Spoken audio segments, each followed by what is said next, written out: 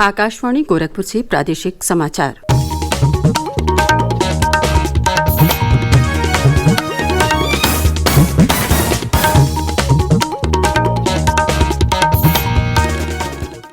नमस्कार। समाचार बुलेटिन के साथ मैं सुषमा श्रीवास्तव। पहले मुख्य समाचार। प्रधानमंत्री नरेंद्र मोदी ने कहा, विद्यार्थियों और अभिभावकों को परीक्षाओं को जीवन का अंत नहीं समझना चाहिए। परीक्षा पे चर्चा के पहले वर्चुअल संस्करण में विद्यार्थियों, अभिभावकों और शिक्षकों से की बातचीत। केंद्र सरकार ने इस महीने की 11 तारीख से देश भर में सार्वजनिक और निजी कार्यस्थलों पर कोविड टीकाकरण अभियान चलाने की दी अनुमति। राज्य में पिछले 24 घंटों के दौरान कोविड-19 के 6,023 नए मामले सामने आए।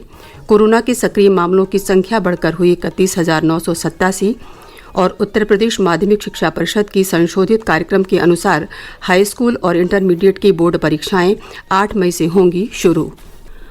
कोविड मरीजों की संख्या फिर से बढ़ रही है। श्रोताओं से अपील है कि कोई भी कोताही न बरतें, सुरक्षा के सभी उपायों का पालन करें और 45 वर्ष से अधिक आयु के सभी लोग निसंकोच टीका लगवाएं। सुरक्षित रहें और 3 आसान उपायों का पालन करें। मास्क पहनें, 2 गज दूरी है ज़रूरी, सुरक्षित दूरी बनाए रखें, हाथ और मुंह साफ रखें। और अब समाचार विस्तार से। प्रधानमंत्री ने कहा है कि विद्यार्थियों और अभिभावकों को परीक्षा को जीवन का अंत नहीं समझना चाहिए, बल्कि हमेशा अगले प्रयास में बेहतर करने की कोशिश करनी चाहिए। उन्होंने कल परीक्षा पे चर्चा के पहले वर्चुअल संस्करण में विद्यार्थियों, अभिभावकों और शिक्षकों से बातचीत की। श्री नरेंद्र मोदी ने उनके साथ तनाव और चिंता से मुक्ति के मंत्र साझा किए। श्री मोदी ने अभिभावकों से कहा कि वे बच्चों पर दबाव न बनाएं और उन्हें परीक्षा का आनंद लेने दें। प्रधानमंत्री ने विद्यार्थियों से कहा है कि उन्हें परीक्षा से डरना नहीं चाहिए, बल्कि इसे उत्सव की तरह लेना चाहिए।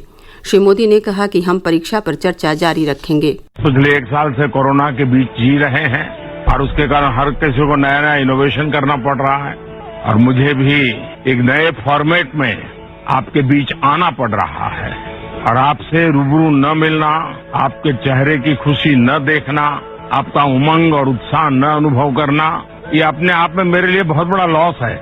लेकिन फिर भी परीक्षा तो है ही है, आप है, मैं हूँ, परीक्षा है, तो फिर अच्छा ही है कि हम परीक्षा पे चर्चा कंटिन्यू करेंगे और इस साल भी ब्रेक नहीं लेंगे। पहली बार वर्चुअल माध्यम से परीक्षा पे चर्चा कार्यक्रम में विद्यार्थियों, अभिभावकों और शिक्षकों से बातचीत में श्री मोदी ने तनाव और चिंता से मुक्त होने के मंत्र दिए।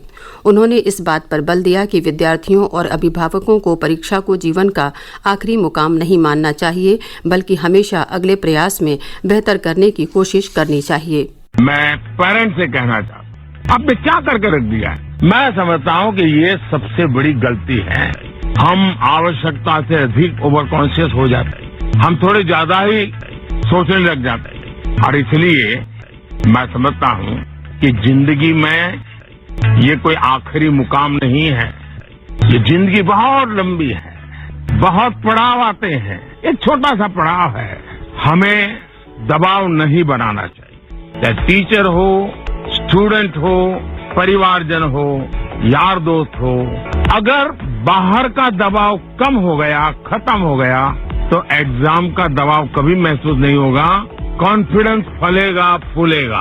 प्रधानमंत्री ने शिक्षकों से कहा कि समय के प्रबंधन के बारे में बच्चों का मार्गदर्शन करें।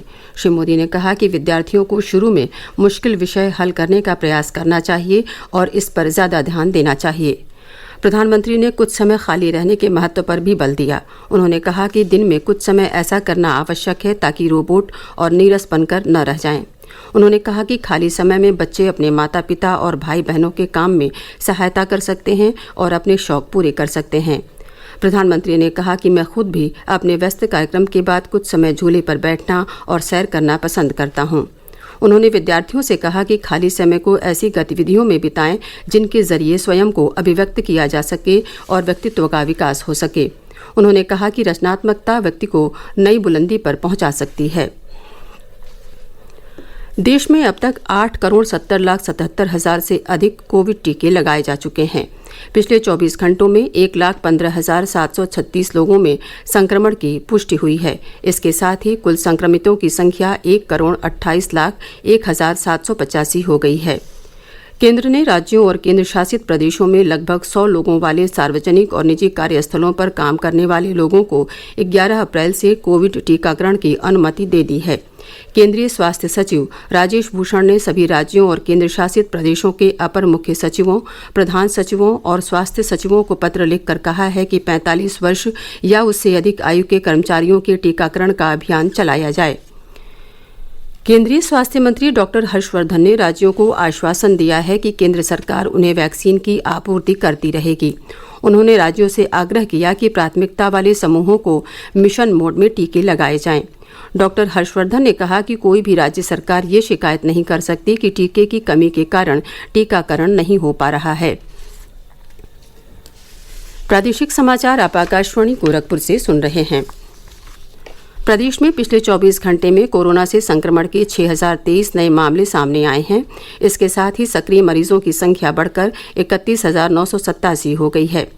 स्वास्थ्य विभाग के अपर मुख्य सचिव अमित मोहन प्रसाद ने कल लखनऊ में संवाददाताओं को बताया कि राज्य में अब तक 6,04,979 लोग महामारी से स्वस्थ हुए हैं, जबकि 8,964 लोगों की मृत्यु हुई है। श्री प्रसाद ने बताया कि मंगलवार को एक दिन में प्रदेश में 1,86,948 कोविड नमूनों की जांच की गई। अब तक कुल 3,59,42,111 नमूनों की जांच की जा चुकी है।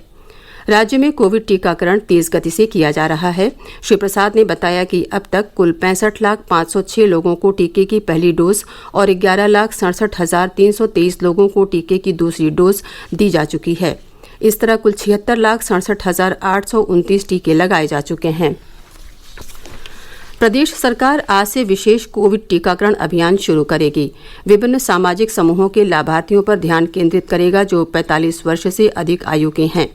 ये अभियान इस महीने की 23 तारीख तक जारी रहेगा।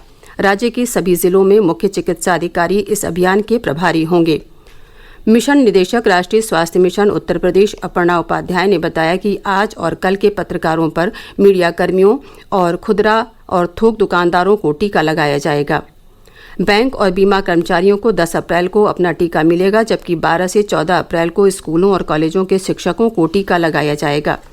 15 और 16 अप्रैल को ऑटो रिक्शा चालकों, टैक्सी चालकों और निर्माण क्षेत्र के कर्मचारियों की बारी होगी, जबकि 17 और 19 अप्रैल को फ्रंटलाइन श्रमिकों के अलावा अन्य सरकारी कर्मचारियों और अधिकारियों को टीका लगाया जाएगा। न्यायपालिका के वकीलों और श्रमिकों को 20 और 21 अप्रैल को टीका लगाया जाएगा, जबकि निजी क्षेत्र के कर्मचारियों को 22 और 23 अप्रैल को टीका लगाया जाएगा। उत्तर प्रदेश माध्यमिक शिक्षा परिषद ने कक्षा 10 और कक्षा 12 की बोर्ड परीक्षाओं की नई तिथियां घोषित कर दी हैं। संशोधित कार्यक्रम के अनुसार हाई स्कूल और इंटरमीडिएट की बोर्ड परीक्षाएं 8 मई से शुरू होंगी। हाई स्कूल की परीक्षाएं 25 मई को और इंटरमीडिएट की परीक्षाएं 28 मई को संपन्न होंगी। इंटरमीडिएट की परीक्षा 2 पालियों में सुबह 8 बजे से 11:15 तक और 2 बजे से 5:15 तक आयोजित की जाएगी। परीक्षा का संशोधित कार्यक्रम बोर्ड की आधिकारिक वेबसाइट upmsp.edu.in पर उपलब्ध है। गाजियाबाद तृतीयक सीवेज उपचार संयंत्र के निर्माण के लिए म्यूनिसिपल बॉन्ड से 150 करोड़ रुपए जुटाने वाला भारत का 10वां और प्रदेश का दूसरा शहर बन गया है।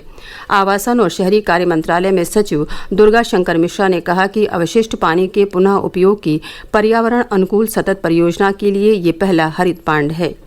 उन्होंने कहा कि इससे म्यूनिसिपल बांड के क्षेत्र और उत्तर प्रदेश में सुशासन की स्थिति के प्रति बाजार के उत्साह का पता चलता है। और अब अंत में मुख्य समाचार एक बार फिर। प्रधानमंत्री नरेंद्र मोदी ने कहा, विद्यार्थियों और अभिभावकों को परीक्षाओं को जीवन का अंत नहीं समझना चाहिए। परीक्षा पे चर्चा के पहले वर्चुअल संस्करण में विद्यार्थियों, अभिभावकों और शिक्षकों से की बातचीत। केंद्र सरकार ने इस महीने की 11 तारीख से देश भर में सार्वजनिक और निजी कार्यस्थलों पर कोविड टीकाकरण अभियान चलाने की दी अनुमति। राज्य में पिछले 24 घंटों के दौरान कोविड-19 के 6023 नए मामले सामने आए। कोरोना के सक्रिय मामलों की संख्या बढ़कर हुई 31,987 और उत्तर प्रदेश माध्यमिक शिक्षा परिषद की संशोधित कार्यक्रम के अनुसार हाई स्कूल और इंटरमीडिएट की बोर्ड परीक्षाएं 8 मई से होंगी शुरू। इसी के साथ प्रादेशिक समाचारों का ये बुलेटिन समाप्त हुआ। नमस्कार।